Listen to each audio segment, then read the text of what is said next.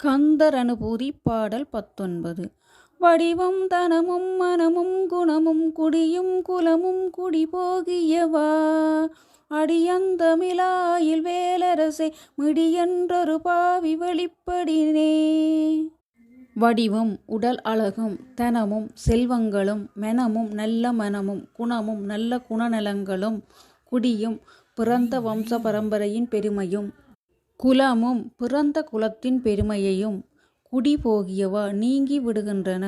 இது பெரும் வியப்பே. அடி அந்தமிலா முதலும் முடிவு இல்லாதவனே, அயில் வேலரசே, கூறிய வேலாயுதத்தை கையில் ஏந்திய அரசனே, மிடியென்று ஒரு பாவி வெளிப்படினே.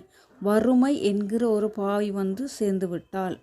அதாவது பிறப்பும் இறப்பும் இல்லாத வேலாயுத பெருமானே, வறுமை என்கிற பாவி பிடித்து விட்டால் ஒருவனுடைய அழகு சமூகத்தில் அவன் கொண்டிருக்கும் உயர்நிலைமை நல்லொழுக்கம் பரம்பரை கௌரவம் நீங்கி விடுகின்றன. இதென்ன ஆச்சரியம்! அருணகிரிநாதர் நல்ல குடியிலும் நல்ல குலத்திலும் பிறந்து சிறந்த குணவானாக திகழ்ந்த போதிலும் விலைமாதர் பழக்கத்தினாலும் வேறு பல தீய பழக்கத்தினாலும் பழக்கத்திற்கு மாறாக கொடிய வறுமை எய்தினர். வறுமையாகிய தீயின் மேற்கிடந்து நெளிய நீள்புழுவாயினேற்கிறங்கி அருள்வாயே என்று பாடுகிறார். புலி வேட்டைக்குள் வரும் பசுவைப் போல மிடியாட்பட்ட பாடு ஒரு கதையை பாரினில் யாருக்கு சொல்வேனினி. தான் பட்ட கஷ்டத்தை எப்படி என்று சொல்லி இந்த பாடலை சொல்கிறார்.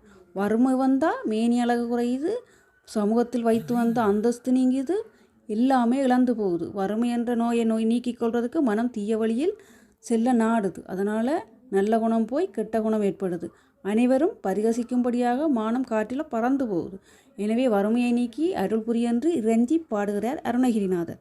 நமது வறுமையை நீங்கள் இந்த பாடலை தொடர்ந்து படிக்கும்போது எல்லாமே நற்பயன்களாய் அமையும். முருகப்பெருமானின் அருள் பூரணமாக கிடைக்கும்.